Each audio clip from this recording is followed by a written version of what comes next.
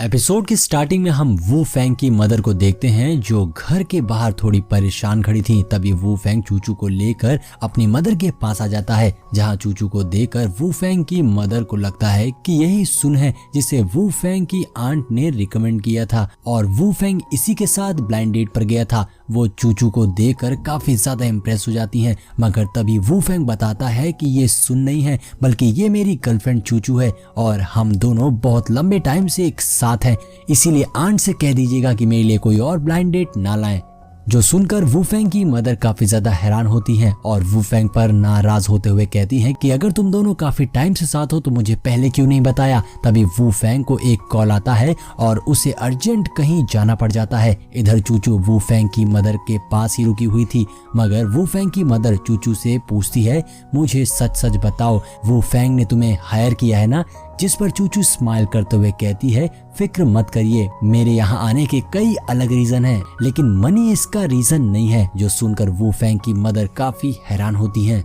दूसरे सीन में हम वू फेंग को मिस्टर गुआन के कंस्ट्रक्शन प्लेस पर देखते हैं, जहां पहुंचकर वू फेंग मिस्टर गु से पूछता है यहाँ क्या हो रहा है। जिस पर मिस्टर गु बताते हैं कि मैंने कंस्ट्रक्शन वर्कर्स को काम के लिए बुलाया था, जहां पहले तो सब ठीक चल रहा था, लेकिन उसके बाद कई सारे वर्कर्स ने यहाँ कुछ स्ट्रेंज देखा, जिसके बाद अब कोई भी काम करने के लिए तैयार नहीं है। तो अब वू फेंग आगे बढ़कर उस प्लेस को स्कैन करने लगता है, जहां वू फेंग को कुछ स्ट्रेंज एनर्जी दिखाई देती है। फिलहाल वू फेंग वर्कर को कुछ नहीं बताता और उनसे कह देता है, आज मैं किसी को बुलाकर यहाँ की प्रॉब्लम को सॉल्व कर दूंगा। फिलहाल आप सब जाकर रेस्ट करिए और कल दोबारा आ जाइएगा काम पर, आपको आज के दिन की पूरी सैलरी मिल जाएगी। जिस पर वो वर्कर्स एग्री करते हैं और वहां से चले जाते हैं। इधर मिस्टर गुआन वू फेंग से पूछते हैं कि आप तो सबसे पावरफुल हैं, अगर आप इस प्रॉब्लम को सॉल्व नहीं कर सकते हैं तो आप और किसको बुलाने वाले हैं। अब वू फेंग फोन निकाल कर पुलिस को कॉल कर देता है। अगले सीन में हम देखते हैं वू फेंग ने ऑफिसर ही को कॉल कर दिया था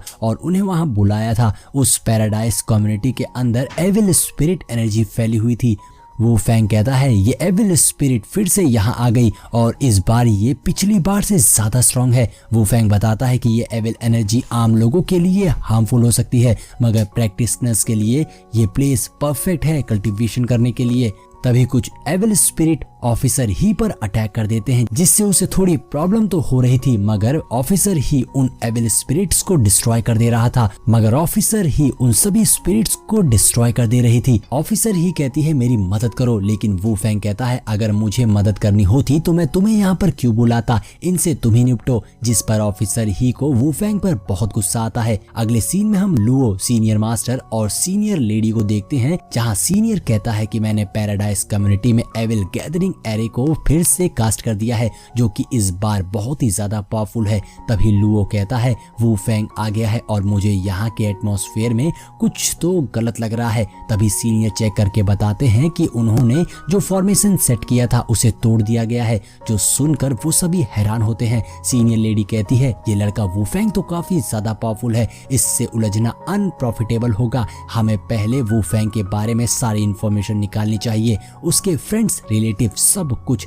मैं इस वू फेंग से डील करने के लिए कोई और तरीका खोजती हूँ। जिस पर लुओ कहता है मैंने वू फेंग के बारे में ऑलरेडी इंफॉर्मेशन इकट्ठी कर रखी है, उसके ज्यादातर रिलेटिव्स आसानी से टच में आ सकते हैं। मगर सीनियर आप क्या करने की सोच रहे हैं। तो सीनियर मास्टर हंसते हुए कहता है कि तुम नहीं जानते, हमारे मैजिकल वर्ल्ड में कहा जाता है कि सीनियर लेडी कुछ भी कर सकती है, इनसे पंगा ना लिया जाए। ये सीन यहीं पर कट हो जाता है और हम कम्युनिटी पैराडाइज का सीन देखते हैं, जहां वो एविल स्पिरिट एरे को ऑफिसर ने डिस्ट्रॉय कर दिया था।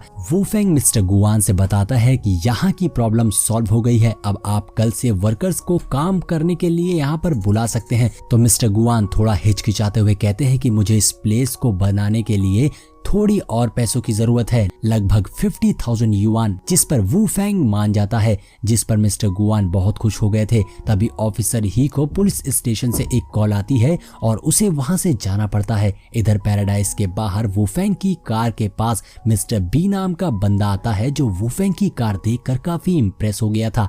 तभी वहां वू फेंग और मिस्टर गुआन भी आ जाते हैं। मिस्टर गुआन कहते हैं ये कार मेरे बॉस मिस्टर वू फेंग की है। मिस्टर गुआन बताते हैं कि मिस्टर बी किंग याओ मीडिया कंपनी के बॉस हैं और ये सिटी के काफी पावरफुल इंसान हैं। यहाँ पर मिस्टर बी वूफेंग को एक ऑफर देते हैं, मगर वूफेंग एटीट्यूड में मिस्टर बी के ऑफर को तुरंत रिजेक्ट करके अपनी कार में बैठकर वहां से चला जाता है और मिस्टर गुआन से कहता है, मिस्टर गुआन इस पर्सन से कोई फजूल बात करने की जरूरत नहीं है, आप कार में बैठ जाइए। मिस्टर बी को भी गुस्सा आ जाता है और वो कहता है मैं तुम्हें देख लूंगा, लेकिन वूफेंग उससे इग्नोर करके वहां से चला जाता है। अगले सीन में हम वूफेंग को घर पहुंचा देखते हैं, जहां वूफेंग की मदर चूचू के साथ बैठी हुई थी। वूफेंग की मॉम को चूचू बहुत ज्यादा पसंद आ गई थी और वो उससे काफी इम्प्रेस होती है। यहाँ तक कि चूचू भी वूफेंग की मदर के लिए कुछ कपड़े लाई थी जो उन्हें गिफ्ट करती है। वो अब ऐसे ही बातें कर रहे थे, तभी वूफेंग की मदर को उन्हें एक रिलेटिव का कॉल आता है जो वूफेंग की मदर से काफी रूडली बात कर रही थी। दरअसल जब वूफेंग की फैमिली की फाइनेंशियल कंडीशन अच्छी नहीं थी, तब उनके इन रिलेटिव ने वूफेंग की फैमिली को पैसे उधार देकर उनकी मदद की थी और अब वो रिलेटिव वूफेंग की मदर से वही पैसे मांग रहे थे, मगर काफी रूड बिहेवियर से। लेकिन वूफेंग की मदर उन रिलेटिव से बहुत ही रिस्पेक्ट और अच्छे से बात करती है और उन रिलेटिव्स को घर पर लंच पर बुलाती है। तो वूफेंग कहता है, मॉम आप इनसे इतना पोलाइटली क्यों बात कर रही हैं, बस उन्हें पैसे दे दीजिए, मैं उन लोगों से नहीं मिलना चाहता। आप इतनी बीमार हैं फिर भी उन्हें आपकी कोई परवाह नहीं है। जिस पर वूफेंग की मदर कहती है, वूफेंग आज वो लोग जो कर रहे हैं भले ही वो गलत है, मगर जब हमें जरूरत थी तब उन्होंने हमें पैसे देकर हमारी मदद की थी और अब आज हमारी फैमिली के पास पैसे हैं तो हमें उन लोगों के साथ रिलेटिव की तरह अच्छे से पेश आना चाहिए। अगर अभी तुम अनकंफर्टेबल हो तो चूचू के साथ बाहर जाओ, थोड़ा वॉक करो, तुम्हारा मूड ठीक हो जाएगा। लेकिन वूफेंग इनकार करते हुए कहता है, अगर मैं बाहर जाऊंगा तो वो लोग आपको बुली करेंगे, आप बहुत सॉफ्ट हार्टेड हैं। जिस पर वूफेंग की मदर कहती है, तो ठीक है तुम यही रुको और खुद को कंट्रोल करो और उन लोगों पर एंग्री मत होना। अब चूचू भी कहती है, आपके यहाँ गेस्ट आ रहे हैं तो मुझे चलना चाहिए। चूचू वूफेंग की मदर को बाय बोलकर वहां से चली जाती है। दूसरी ओर लुओ ने वूफेंग के रिलेटिव्स का पता लगा लिया। वो सीनियर लेडी को वूफेंग के रिलेटिव्स की 2 फोटो दिखाता है जो थे वूफेंग की आंट ओयांग और ओयांग का बेटा कैंग। लियो बताता है कि वूफेंग के ये दोनों रिलेटिव्स इस रास्ते से जुइजैंग मैन रेस्टोरेंट जा रहे हैं और हम इनका इंतजार कर रहे हैं।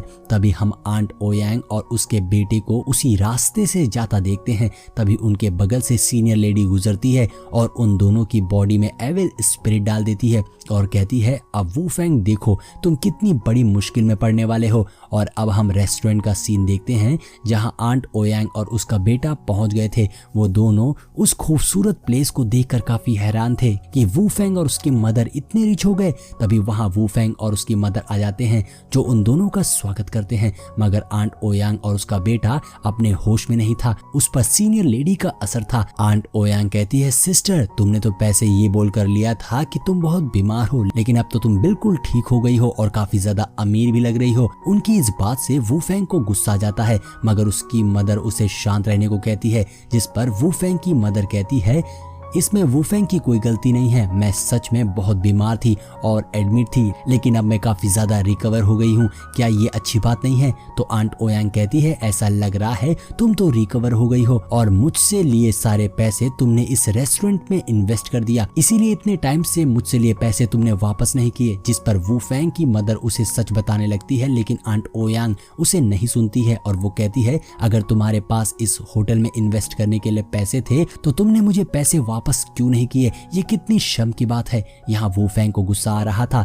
लेकिन वो खामोश रहता है। तभी वूफेंग की मदर आंट ओयांग को उनके पैसे लौटाते हुए कहती हैं, माफ करना इतना वक्त लग गया, मगर आज मैं तुम्हारे सारे पैसे लौटा रही हूँ। तभी आंट ओयांग का बेटा कैंग उन एनवलप को लेकर पैसे चेक करने लगता है और फिर वूफेंग की मदर पर गुस्सा करने लगता है। तो वूफेंग भी बीच में बोलता है, जिससे उन दोनों में बहस होने लग जाती है। अब वूफेंग को गुस्सा आ गया था, जिससे उसकी मिस्टीरियस एनर्जी एक्टिवेट हो गई थी और दूसरी ओर सीनियर लेडी कह रही थी कि जैसे ही वूफेंग अपनी मिस्टीरियस एनर्जी यूज करेगा, फौरन मेरी एविल एनर्जी एक्टिवेट हो जाएगी और वूफेंग के हार्ट पर अटैक कर देगी, जिससे वो मारा जाएगा। इधर आंट ओयांग जो कि सीनियर लेडी के कंट्रोल में थी, वो वूफेंग पर चिल्लाने लगती है। वो वूफेंग को उकसा रही थी कि वूफेंग कोई एक्शन ले और वू फेंग गुस्से में खड़ा हो जाता है, लेकिन उसकी मदर वू फेंग को शांत रहने को कहती है, जिस पर वू फेंग अपनी मदर की बात मानकर शांत हो जाता है। और वू फेंग की मदर अपनी सिस्टर यानी आंट ओयांग को एक और पैसों से भरा एनवेलप देती है,